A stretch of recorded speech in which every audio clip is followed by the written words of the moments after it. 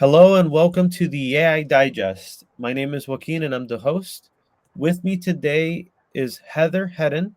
She is a taxonomy and ontology consultant at Enterprise Knowledge.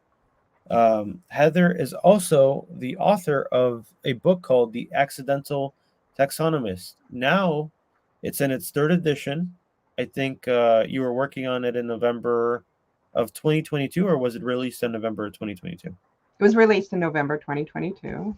Hmm. And can you tell us a little bit more about your background and sort of the origin of that book? Mm-hmm. Sure.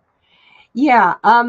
So I got into the field of managing control vocabularies and taxonomies initially as someone doing the indexing or tagging with them. We actually called it indexing with a library reference publisher at the time called Information Access Company. And then I moved into the group managing the control vocabularies.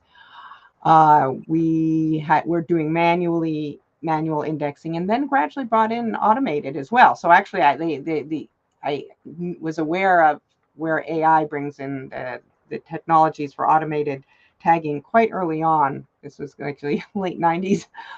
Uh, and I left that job. I was laid off back in 2004 and trying to figure out what to do. And I did get into other indexing, including back of the book indexing, and I got involved with the American Society for Indexing, and I got into like website indexing, and through them I had published originally a book on website indexing. It's irrelevant now because we have content management systems that take care of it. But that's where I had a connection because they cooperate with Information Today, the publisher, and then the publisher asked if I would write another book. I had around that time also started an online course on the Moodle platform through Simmons University Library and Information Science School, first on website indexing and then on taxonomies. So the core of my book really was that online course offered through the continuing education program of Simmons University, Taxonomies and Controlled Vocabularies. And then I expanded it based on my experiences. I was doing some consulting, not a whole lot, and some of the work I had done at previously at Information Access Company that then became part of Gale. And then I also, had a survey and did some research. I interviewed people and I talked with vendors. So we actually did grow into quite a book of over 400 pages that was first published in 2010. And then I updated it with additional information dealing with metadata and other areas in 2016 for the second edition. And then the third edition in 2020. So in 2022. Also, I had done more consulting. Other things had come along, like the SCOS, Simple Knowledge Organization System Standard. And so I kind of moved from the thesaurus model more to the SCOS concept model, describing taxonomies as well. And of course, I had more experience to draw from over the years to have to incorporate as well. So this your career sort of evolved organically as Yeah. you thought, how do I find my next step in my career? And that book is sort of a living representation of the knowledge that you've accrued throughout your career and your experience as a trainer, as a teacher. Is that correct? Yes, exactly. And I've continued to offer this online course. Now, Simmons University discontinued their continuing education program. Oh, I don't know, maybe around 2017 or so. But then I had all this material, so I just put it up on a static website and with password protection, and then I offer the course on my own. I am in the process of migrating it over to a learning management system. But it's been interesting because I offer feedback and just there's this interaction with the so-called students of the online course, what questions they ask, what difficulties they have, and sometimes they'll bring in some of their use cases too. So there's that continued, a teacher learns from their students. What's that saying? When one teaches, two learn. Yeah. So So even though it takes time, I continue to do it. because I'm still learning from that. Now, I also teach, have taught in other formats, like whether it's a Zoom or other web meeting workshop online or in person. And I've done in-person training both at conferences, but also customized corporate training. I was doing that especially around 2019 and into the start of 2020. And I do like that experience, especially working that kind of training, because then you also learn a little bit about a use case as well, especially if it's a corporate training, not a conference one where everybody's being quiet about their own use case. Uh, so yeah, and I hope to do more of that.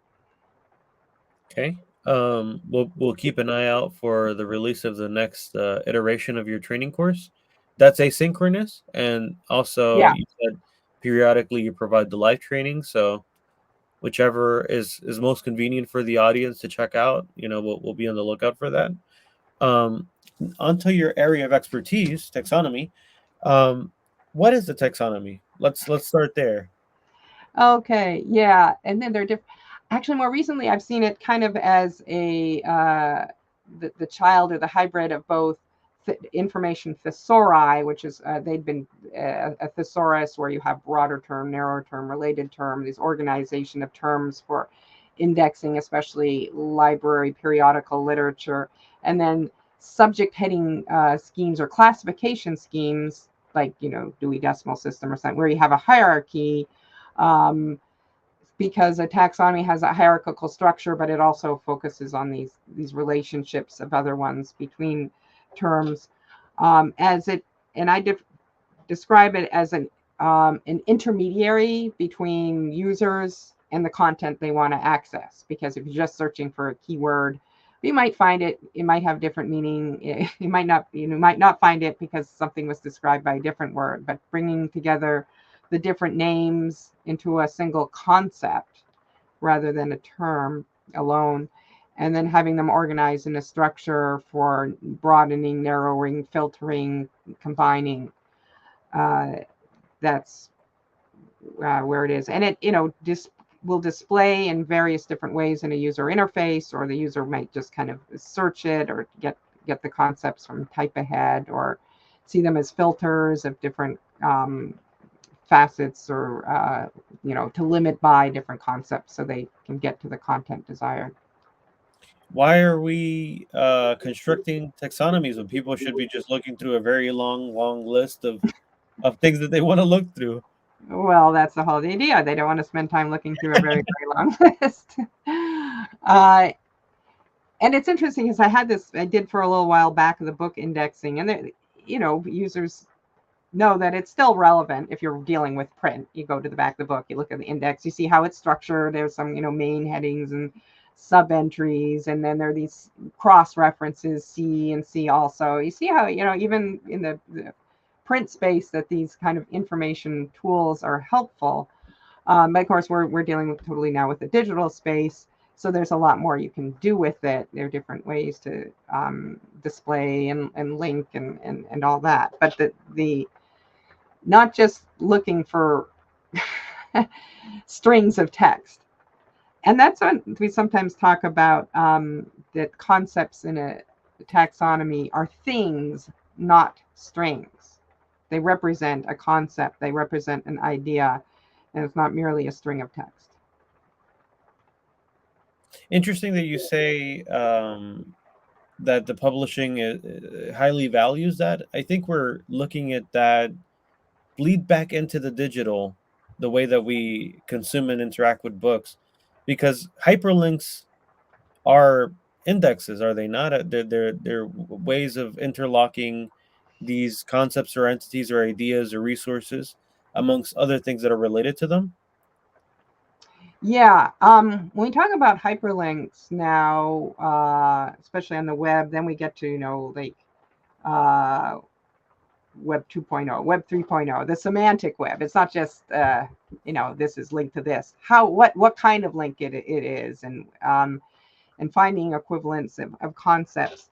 And so the semantic web is how should we say, guided, or there's all this guidelines and standards from the World Wide Web Consortium, W3C, which had also then, it comes out with RDF, the Resource Description Framework, and beyond that, there's also OWL, Web Ontology Language. And it's interesting that the standard for taxonomies, which is called SKOS, Simple Knowledge Organization System, actually came after OWL.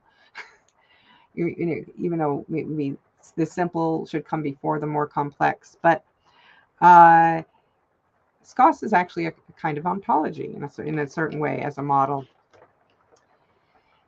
But they support linking, and that's what's important. And even SKOS has certain properties to support a relationship across a different knowledge organization system or different taxonomy. They're ones that are inside, the broader concept, narrower concept, related concept. But then there's also the broader match or related match, close match, exact match. The match is the mapping from one concept scheme or one controlled vocabulary to another. And then you can use that, and you can link also on the web if you want, if the content, if the data is publicly shared. I think that's a interesting use of precise language that you have in your expertise. That concepts have this family-like structure where you have parent, you have child, you have brother or sister or cousin. You have fuzzy intentions when you're looking for things, or you have very precise intentions when you're looking for a particular criteria. But it always falls into this grouping of things that is like a family, that they're interrelated in some way or fashion, and you want to look for one family member, right? In your pursuit of knowledge. So how are they constructed, right? Yeah. Okay. Yeah. That actually I go into in my book and in my training. And so, as I said, that the taxonomy or other knowledge organization systems are an intermediary between the users and the content.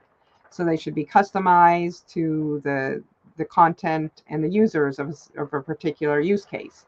And therefore, you need to get information from the content, and you need to get information from the users. So from the content, a survey or audit of content needs to be done. And from the users, it's often interviews with stakeholders to find out their use cases. What are they trying to achieve? An indirect way of getting input from users is see what have they been looking for, which means search log reports. So that's kind of the most basic of getting ideas for the taxonomy, both of concepts and even the structure. What should be the basic top classes or concept schemes for the use case? Interesting. So what you do as a taxonomist is ensure a smooth navigation between content and users within the function of search. How you do that is you categorize, you break down, you associate, and you organize in the organic way that people look for content, the available content, through some sort of hierarchical map. Is that there's usually hierarchy. I mean, that's sort of what taxonomy defines. You can have some of it not be, there could be flat lists too if they're shorter, or if they're just, document types, or named entities, names of departments, brand names. But, let's say in the product space, you might have a hierarchy of product categories, but then you have a list of product names. Or in an intranet, you could have a list of regions, a list of departments, but you might have more of a hierarchy of functions and activities as well. So there are some areas that have some hierarchy and some don't. And it's becoming really more common to then have these, multiple kind of sets. They could be called concept schemes in SKOS. considered classes and ontologies, facets and a facet taxonomy. Facets allow are different aspects. The word facet is like a face or face, a faceted diamond. So you have multiple facets or aspects that the user can choose to limit their search by. And they could start with a search and then limit, or they could actually start with these different facets and filters and drill down that way. Okay. And a representation of this is when people go on Amazon and they're looking for something and they filter through the criteria of binary options and Mhm. categories that they want to filter through to get a more precise approximation of the products that they're looking to buy, right? Yeah, I know it might start with a search and then but then there are these filters to select additional, actually, yeah, taxonomy concepts by their different type to filter by in combination, selecting any number of them. Now, this seems to be a very cognitive heavy discipline. You know, Yeah. you have to keep all these things in some organized fashion. You can't just be putting post-it notes on the walls or Oh yeah. using really, really big whiteboards or blackboards. You need some way of managing this information in an organized fashion. What are some tooling that you use to kind of reduce the cognitive pressure and allow you to even break apart the work with other taxonomists or make it easy for you to like digitize this work in a steady Hmm. fashion? Yeah. There are different tools that can be used for different phases. Such as brainstorming with the stakeholders. Then the virtual whiteboard tools could be used. Uh, but it's still common to start out just kind of slapping down some terms there in a kind of rudimentary hierarchy in a spreadsheet application, as the start. I mean, obviously it's not going to be a good tool for maintenance, but kind of share these the spreadsheets where you have Brain dump, yeah, what, a brain dump. yeah. Also working maybe with subject matter experts as stakeholders, because they might even have some ideas too, and they could just it's going back and forth. um, but then at some point you bring it into a taxonomy ontology management tool. Now, of course, there are simple taxonomies can be managed in a content management system of some sort, but that it doesn't have necessarily the full features, especially for linking, and if you want to export and share with a different content management system. You've got one like the web content management system, you've got something else for the intranet, and something else that manages the products and categories, and these are all disparate, but you want to have the same taxonomy to the extent that it's shared among all of them. So it's really best to use a dedicated tool, and there are several out there. Now, I had been working as for a couple of years employed by one of the vendors, Semantic Web Company. The tool is Pool Party. Other were similar ones. There's Pool Party, and another vendor is Synaptica Graphite. Another one is Semaphore, currently by Progress, although the ownership has changed. And Top Quadrant has Top Braid, EDG. There's Mondeca. I think I've named them all now. Graphify is a new player on the Oh, scene. thank you for mentioning. They are new. Yes, and Graphify, definitely. Mm-hmm. Okay, so we've talked about some of the rough ideas of concepts of around taxonomy. What are the challenges? Because I'm sure that the work is pretty straightforward. How's it dealing with complex groups of people when you come in as an outsider, and Mm-hmm. what's it like extracting information and shaping it? Um, what are some of the pitfalls that you can share with us? Yeah, I think um, sometimes it looks good on paper. Well, not really paper, but whatever, your spreadsheet or something. Getting the full implementation. I mean, as a consultant, I've seen that where I've developed a taxonomy, and it's like, are they? I didn't even know to what extent they're fully implementing it and using it. So there is that follow through. It needs to be tagged to the content, and are they doing the tagging sufficiently and correctly? So then you also need tagging guidelines. In fact, the whole area of governance is important, because as you create a taxonomy, it's not just done. It needs to be updated and maintained as things change. It's a live system. It's a Right, live. right. So then to be updated, it needs to be in a consistent way. So you don't create another concept that means almost the same as an existing concept.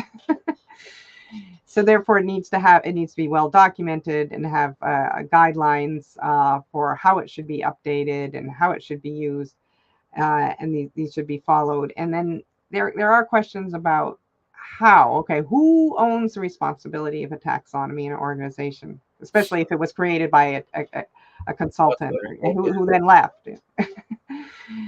That is sometimes a challenge as well, because I think the ideal place would be in a knowledge management department, if there is one, but not many organizations don't have an organized knowledge management, knowledge manager or knowledge management structure. So, well, if it's being used on the website, then it falls under marketing, for example. Or if it's being used to organize the products, then it's like product management, or um, maybe the intranet, but that's often owned by IT. So then it could be owned by IT, who understands technology, but not really the content as well. So there's different areas. And but what ultimately you need is to bring together people from these different departments of an organization into some kind of cross departmental standing committee or group that is responsible for maintaining the taxonomy in a consistent way. That makes perfect sense, and it sounds like quite a bit of a challenge. You're working within a defined timeline. You know Mm-hmm. what work you're bringing to the table, and you're building a system that works and is ready to be adaptable to their use cases and how their organization's evolving. But once you do that training and you hand it off and you give them the keys and you walk away, how do you ensure compliance? I mean, you can't ensure No, compliance. no, and that's like, I think, maybe a sort of drawback of being a consultant versus an employed taxonomist within an organization, which I've been in both roles. But so the technical aspects you take care of, I'm assuming it to a high degree because of you being able to cross pollinate through different projects gives you an incredibly technically rich skill set. When it comes to knowledge transfer and that training, what does that look like? And where are the pitfalls there? Where people don't assign responsibility to a particular group of people? You're saying that there's a lot of like, well, if it's them, then they're responsible, or if it's that, then they're responsible. It's kind of Yeah, hard to decipher who to I think put we the. I think we do see that. I mean, there could be a lot of excitement about the taxonomy early on, and then over time, its maintenance of it doesn't seem like it's such a priority within an organization because they've got other things. And taxonomy is a piece. It's a piece of a bit bigger puzzle, whether it's knowledge management or the different systems coming together. Now what it's become a piece now that people are talking about more recently is knowledge graphs, and an enterprise knowledge graph is quite a big undertaking. They're usually involves multiple systems, not just one, and there are different components. And I've been talking about taxonomies as linking users to content. When you integrate a taxonomy with an ontology and it becomes part of a knowledge graph, then you're also linking to data, not Mm. just content. So it's not just a whole page or a whole article, but we can get into what is in the cells of spreadsheets. So that becomes very powerful. That users, when they look up something, a concept, they can get documents or images, but then they can also um, formulate more complex queries to get access to specific data. Uh, so we're going that, but No, yeah, it's a very powerful interface, and like you said earlier, it's a vehicle to retrieve the right information for the Mhm. user intent. And I'm assuming with knowledge graphs and things like that, it's further amplified because you could plug into multiple databases, not just one, Yes. multiple systems, unstructured data, so text Yes. documents. Hmm. It's just a grab all or Hmm. organizer, you know. So that sounds really, really powerful, but also incredibly demanding to sort of maintain if there's a dynamic environment or there's Hmm. no clear way of segmenting responsibilities or concerns, right? Because some Well, things evolve, some things are yeah, static. Who's responsible for ensuring compliance in those two yeah, areas? yeah. That does have to be set up and spelled out and followed through at the beginning. So anyway, taxonomies are interesting in that they bring together content, data, and technology. And I'll just add, I've done independent consulting before, but one of the advantages of working in a consulting company is that I can then work part of a larger team that includes people who are more experienced with the technology too, and providing solutions that are software based or even involving some custom programming and integration. I mean, when it comes to knowledge graph, bringing in the data involves setting up pipelines, extract, transform, load, ETL, or others to get data pulled out and transformed into RDF format, maybe so that you can use the semantic web standards based knowledge graph and so forth. So let's go into that in greater detail. Taxonomy and AI. Yeah. Um, what is that? How does that work? Okay. Well, so AI has been used with taxonomies for quite a long time in the area of the auto tagging or auto classification, not really in the automatic creation of the taxonomies, although everyone always asks about that. Uh, so that's not new, although there have been refinements in that area. And the methods could involve those that are based a little bit more on rules or based on statistical analysis and algorithms, in which case having sample pre-tagged content so that the system can learn to do more like this. Uh, but there are different methods, and often a combination works pretty well. So when it comes to creating taxonomies, yeah, you can also use AI to extract terms from from documents, and that based on frequency or other relevance that these terms have come up, or even the co-occurrence of words together suggest a term. Use of capitalization, of course, in English would refer to proper nouns if you wanted to get named entities, and all these kind of, in other grammatical rules based on natural language processing. So this also has been a tool used, both these technologies, and both for the auto tagging, but also to extract terms as candidates for taxonomies. And this technology has also been around for it's not as new as generative AI, where I will be going, but using those it might be called term extraction or corpus analysis to analyze a corpus of documents. But then, of course, a long list of terms does require someone to manually decide, well, maybe some of these mean the same thing. We maybe already have a concept with that meaning, but it should be called something different.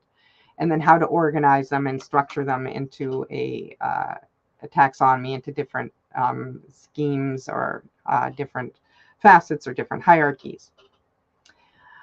So, of course, now we're all talking about generative AI and large language models and where they can fit in taxonomy development. And they're tools for certain aspects of it. You still need to have that experience and as a taxonomist to know what would work best and integrating everything together.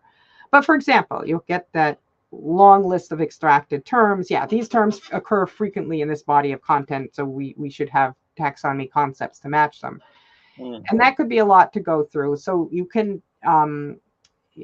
put into ChatGPT or another generative AI tool, the prompt to put a list of terms into a hierarchical structure. You can even specify how many levels deep, and it will do a good start. I've tested it. There will be some errors. So you still need an expert taxonomist to review it. But I find that that's one useful method.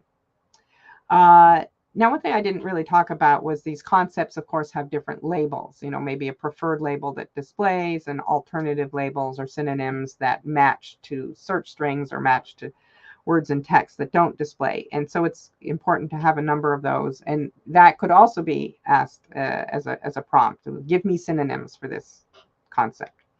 But then again, they need to be reviewed and edited out, because what works as a synonym or alternative label in one taxonomy in one use case might not for another, because again, it depends on the context of the concept and the users. So those should be reviewed. Also, in the area of hierarchy, you could even get suggestions for narrower concepts too. I have a concept here. Suggest some narrower ones. You've been doing that kind of building, but again, they should be reviewed in all cases.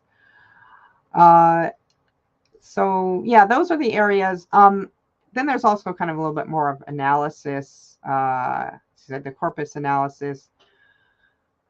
One of taxonomies now being increasingly built on the W3C standards, built on the RDF and SCOS, and in tools there's a query language for that called Sparkle. Mm-hmm. And there's a lot you can do. I mean, you can query, but you can also edit. And whether you do this totally manually or through a kind of an endpoint, a Sparkle endpoint in one of these tools that I named. And I think we all have heard that generative AI is very good for coding and programming, and this querying. So if you only know very rudimentary Sparkle, don't know it too much, you can actually say, ask it to generate a Sparkle query too. Mm-hmm. And this is a good way to analyze and work on taxonomies. And I haven't tried it yet, but I definitely intend to, because my Sparkle skills are not superior. So if I were to summarize some of the topics that we've just discussed, taxonomy in AI is a powerful enabler that helps sort of tie in all these different sources of information and organize it in a way that bridges intent to retrieving information. Yes, I guess you could. I mean, I had broke it down as in there's AI that's used to tag, to actually apply the taxonomy to the content, and then there's now newer tools to help facilitate the development of taxonomy. But I should say there's also other ways of integrating AI, since even knowledge graphs may involve some AI too. This second phase of what you're describing is the AI in taxonomy, which is how do you pre-process the individual tasks that need to be completed and reviewed by humans using generative AI or other tooling that sort of augments your, manual labor of like, okay, here's the text. How do I break this down? You could just shove it into a ChatGPT and have it spit out, here's your list. Okay, can you reinterpret this text into a list of synonyms or a hierarchy? That would be AI in taxonomy. And then you said other applications of taxonomy include. Well, taxonomies are used in knowledge graphs, and knowledge graphs also may involve AI in different ways. Some kind of, as an interim step. But taxonomies also enable the use of Sparkle queries as well, right? They should simplify or structure Sparkle queries to function more as a faceted search, because you give it the structure for the knowledge that it needs to sort of be broken down. I didn't get into specifics like faceted search with that, but I'm just saying that using generative AI with a prompt, you can get back a Sparkle query, which is useful. They have various uses for analyzing the taxonomy and improving it. You know, I might want to know how many. Give me a list of all the concepts in the taxonomy that have two or more broader concepts. I want to review them. Or I want to see all the ones that have related concept relationships. I'm not sure if I have a lot of them. And so those are queries that you could use. You'd have to generate a Sparkle query for, unless your tool has, you know, very sophisticated something built into its front end. And using something like ChatGPT can generate those types of Sparkle queries if you're not skilled at creating, you know, doing scripting the queries yourself. But you have the context behind like how to shape and how to interact with this knowledge base and this organizational system. Mm-hmm. Generative AI supports your capabilities of Yeah, interacting with it in different ways. yeah, yeah. But I just want to caution: it's not for creating, you know, a full taxonomy. You know, taxonomies do require expertise. So You could chunk the earlier versions of it. You could pre-process it for brainstorming and then yeah, interrogating it with an expert. yeah. But as you said, we're not at any way in any way at a level with AI, generative AI at least, that Mm-hmm. it can replicate the domain expertise of an expert that's been sitting and looking at that thing for 10, 20 years. The business life cycle, the trends, the synonyms, the related concepts. Yeah, yeah, just and then, you know, really understanding what are best practices. When are two concepts, are they really hierarchically related, or are they rather in a associative, like related concept relationship? I mean, knowing that, or knowing whether something should be is this a different label for the same concept, or should it be a different concept? I mean, those types of questions, and they are often contextual. They might depend on the use case, the content, the users, how specific it needs to be.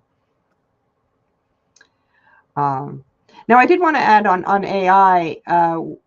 AI is also used for various, you know, applications such as recommendation systems. Hmm. And again, taxonomy is a piece usually of recommendation, because it, you know, what are people looking for or not looking, or instead of looking for, they're being recommended, but it might be based on their profile or their previous searches, or something like that. So they're also, taxonomies have a connection to AI. Chatbots is another one. I mean, where, you know, that's an application of AI, but it can also use taxonomies too, because you might have the, you know, the different, you know, it's a very simple taxonomy maybe, but the different concepts or activities, or as they're labeled. Those are called IVR systems, where you segment different options or concerns Mm-hmm. Yeah. for chatbots and dialing into customer service lines. Mhm. Would that deal with taxonomy? Just organizing Yeah, segments it of can. Yeah, concern? and rather it's simpler taxonomies, not very large ones necessarily. Uh, yeah. Okay. Well, I think we've discussed enough context to dive into some more concrete examples based on some of the independent work that you've done as a consultant. You mentioned before we started recording that there's one organization in particular that comes to the front and center of your memory, the International Labor Organization. You said you work with them to produce more integrated content management, or what was the exact use Yeah. case? Right. That was in late 2019 as an independent consultant. Uh, so they have a thesaurus for their library, but then they also want and a taxonomy for their website, but then they wanted a taxonomy for their intranet, and they had just migrated to a new SharePoint intranet at the time, which will set up by default filters or refinements, but you don't just want the default, you want to have it that's relevant to people and their departments. So it did involve a lot of stakeholder interviews, people in different departments, of what's important to them and what they look for, to get an idea of what the essentially the filters or the facets of the taxonomy should be and what the concept should be. But then the question is, okay, if they already have a taxonomy for their front end public website, should where it overlaps, should it be the same? Because there were content wise, and that was an interesting challenge because I felt that they could be linked there because there are different options to go. You can link taxonomies with equivalence relationships across, or you could just use one and then a single one and then kind of use the concepts for one purpose and another, and so it's not all fully used. I mean, they decided to go with having a single one. So because I'd created a separate one, then I had to kind of integrate it then into the other one that already existed to do that. And you mentioned there was a heavy component of getting a context around what is the user intent, what is the internal employee's intent, Mm-hmm. what is the external users of that information's intent, and then how do you reconcile the way that they were managing these different repositories of knowledge into one Yeah. cohesive solution. Yeah, there was some of that, but there was also a question when you're using the same taxonomy for different users about whether they're Right. using the same names. Now, if they're different names for the same concept, well, of course, there's always that option of having the alternative labels. But here, well, we wanted the preferred displayed label maybe is different in different system, for different users. So that was a challenge to decide what to do. And, I think in the end it worked out fine. There might have been a couple of slight compromises. Yeah. Also, the organization is called the International Labor Organization. Did that imply that there were a multitude of languages Ah, or different territories? Because that introduces complexity into the language, right? right. Yeah, they have three official languages: English, French, and Spanish. So they did intend to eventually have it, especially the intranet, because it's for as a working organization Mm. in all three languages, and then maybe the public one already was. So yeah, they actually have a translation department, so they can translate the concepts. And I didn't work with them, but I do the translators. But it is important to understand that we focus on the meaning, not just the word. It's good to focus on the concept. Uh, and if you look at at the concept, there might be a note or a definition with it, and various multiple synonyms or alternative labels, so you get the idea of what it's really supposed to stand for. You model knowledge, Hmm. but language is an interface of knowledge. Yeah. Okay. Yeah, and it's interesting. So those who are more involved with terms for language, they speak about terminology. There are even Mhm. people whose job title is terminologist. Not so much in the United States because we're not as multilingual, but in Canada and in Europe.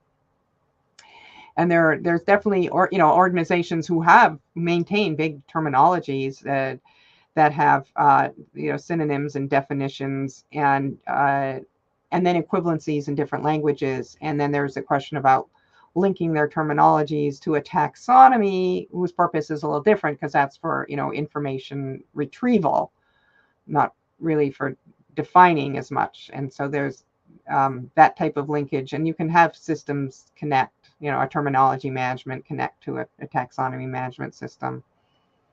What a complex, complicated set of interconnected cultural, linguistic Oh concerns yeah, yeah, that yeah. don't even touch upon what you're doing, which is the knowledge modeling, right? Right.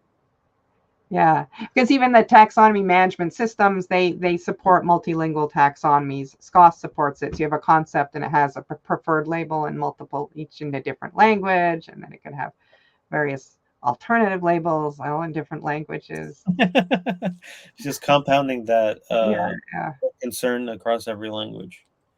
Okay, you also mentioned that there was the Wyndham Hotel Group that you worked with them. You said something about internal digital assets and sort of supporting a more integrated experience within their navigation of the Yeah. website. Yeah. So, Yeah. Yeah, that was a consulting project I did even longer ago.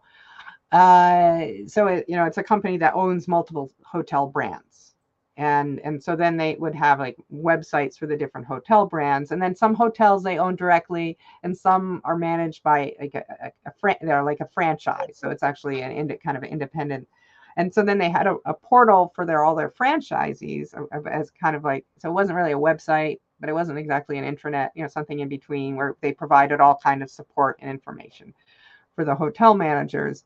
And then I see there was a website for their rewards program, and so there were all these different websites with different users. Oh yeah, and then you mentioned the digital, and then there was their internal I, kind of digital asset management system to manage all the images of all the hotels and all the properties. And so there were multiple purposes for a taxonomy. And then, of course, the question did come up, are we going to have one taxonomy for everything? Or are we going to have separate ones for separate purposes? Because, and used in separate systems.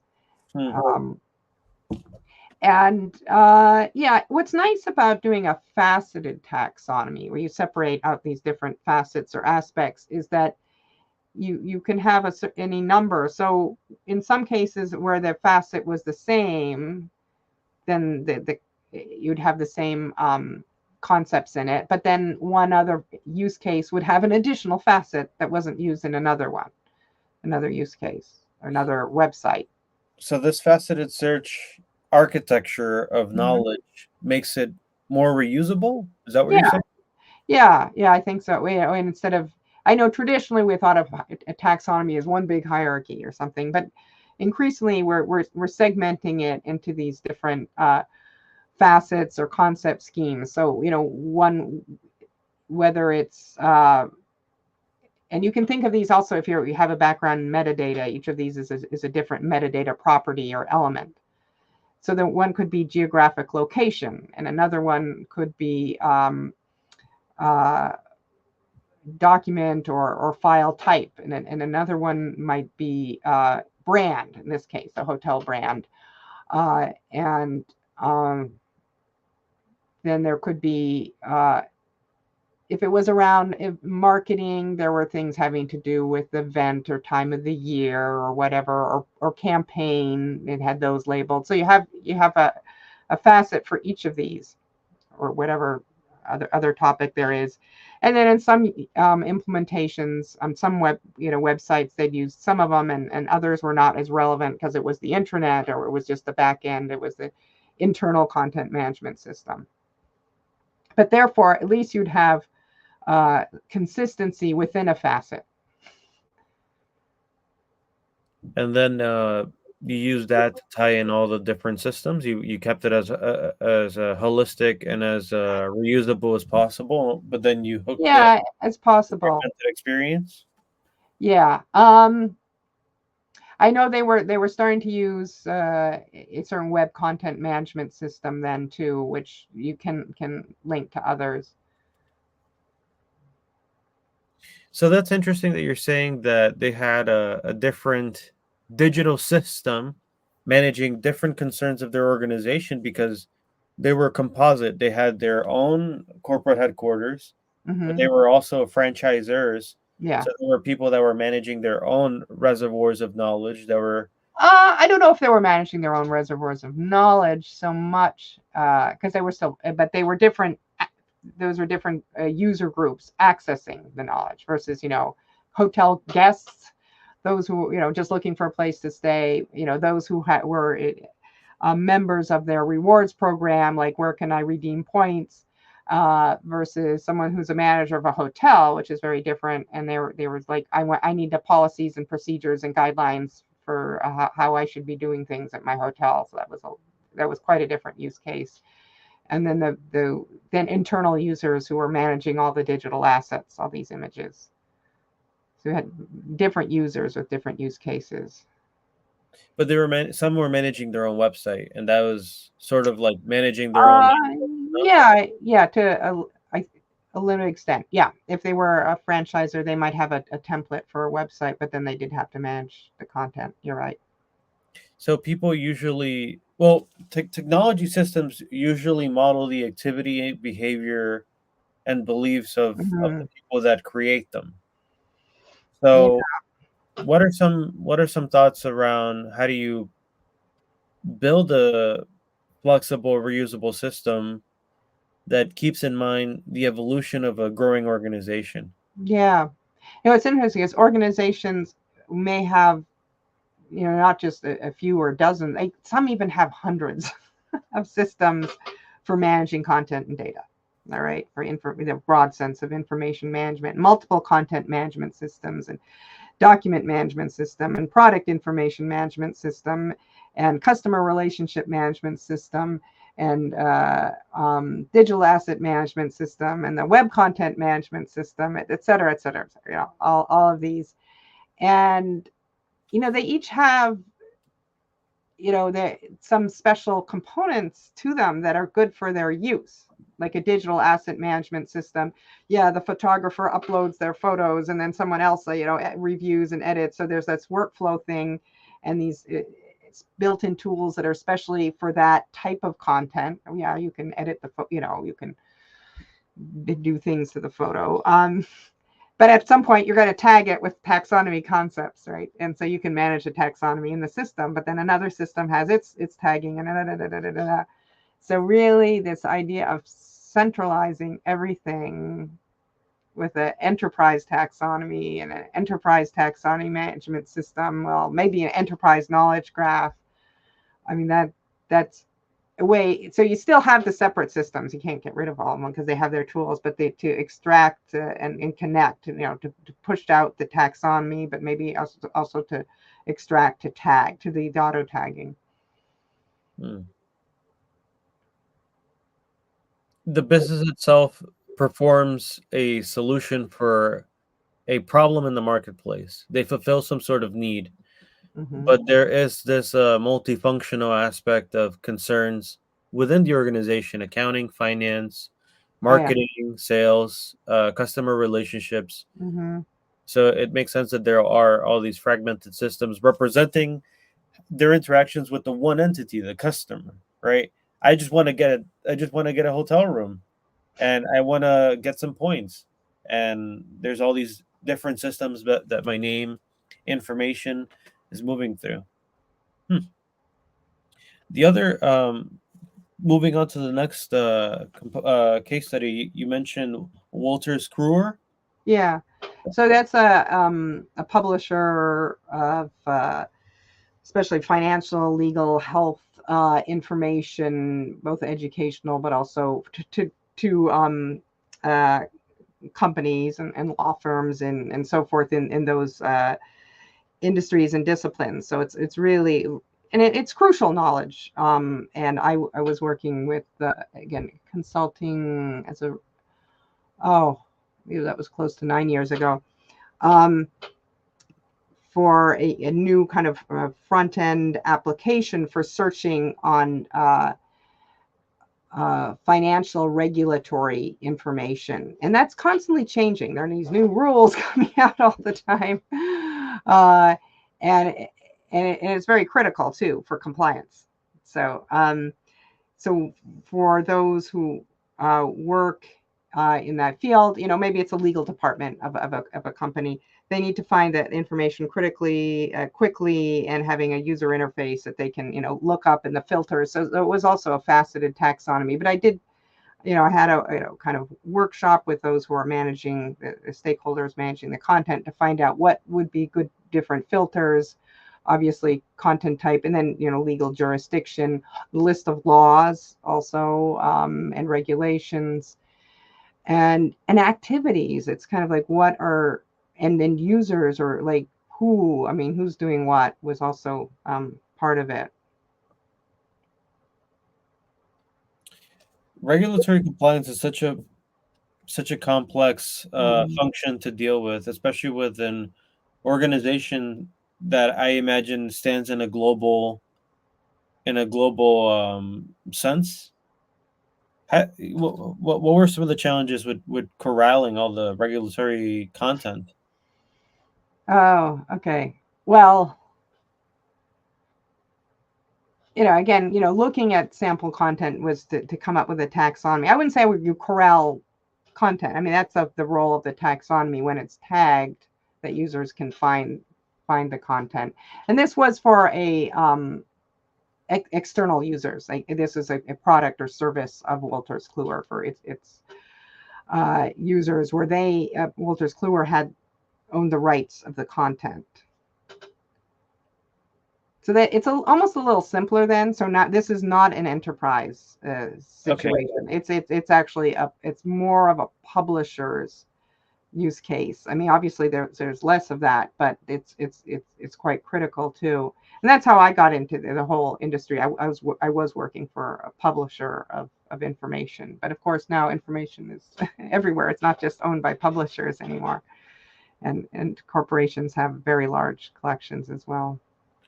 So, if we're going to go to the beginning of this conversation and just address two very different scenarios, how would you approach the development of a brand new taxonomy for a new organization Mm-hmm. with limited resources, one or two people? Where would you begin to build some sort of knowledge management system? Okay, well, we start with interviewing the stakeholders to find out what are the problems and what are the solutions they're looking for, uh, and then also find out what are the tools they have and maybe are planning to have, because you got to work around those restrictions or limitations too.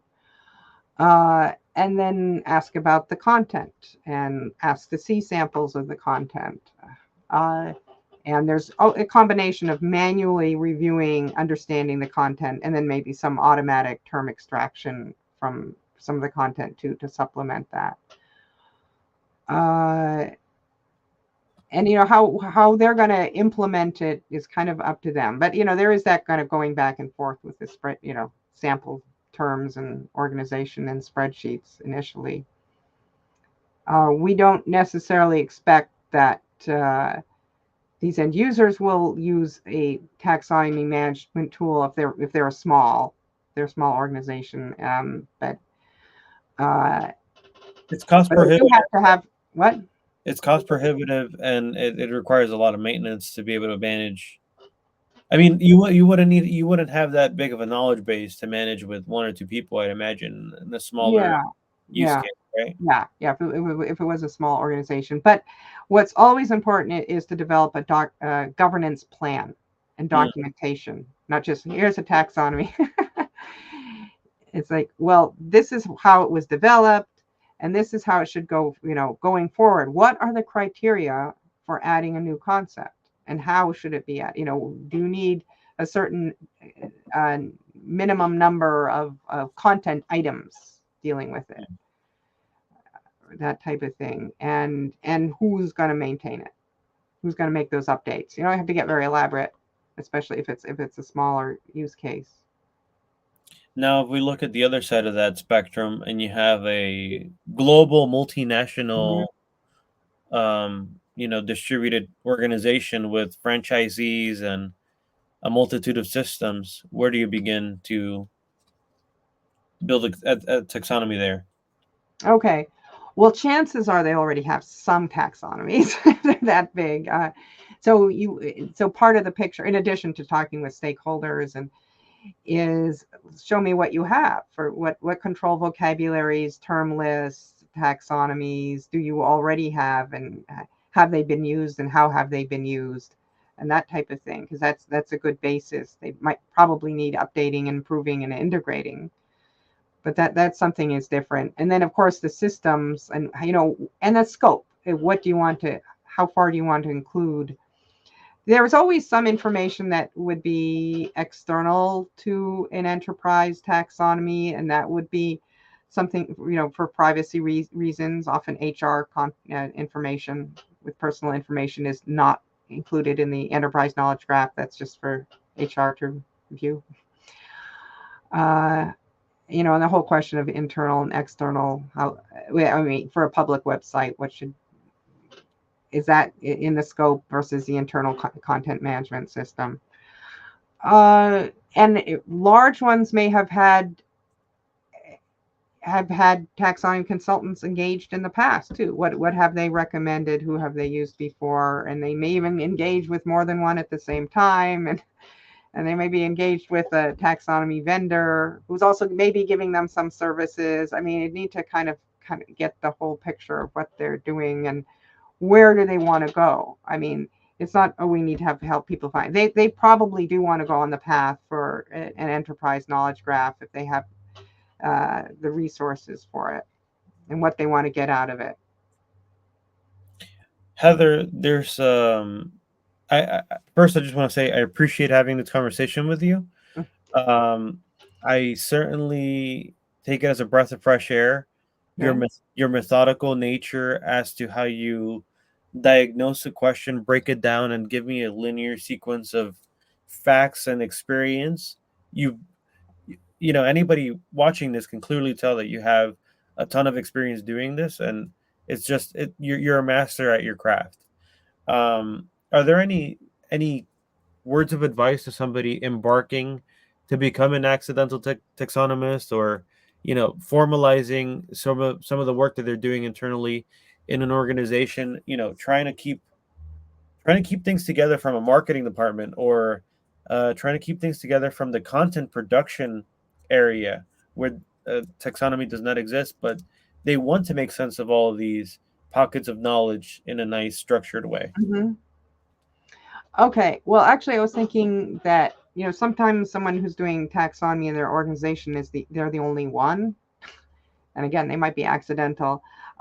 So it is good to talk with others. There is a taxonomy discussion group on Discord, the platform called Taxonomy Talk.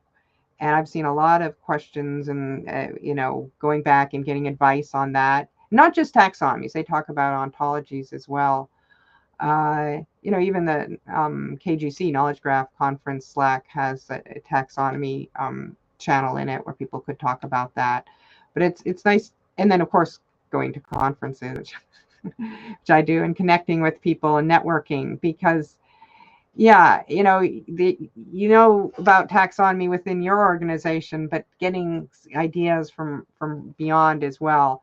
And if your software application has if you're using taxonomy ontology management tool, if it has a user group, that's also something to take advantage of, and talk with other users of your tool. And they'll talk not just the technicalities of the tool, they'll talk about applications as well. And if you're just starting out with pen and paper or a spreadsheet, what should you do?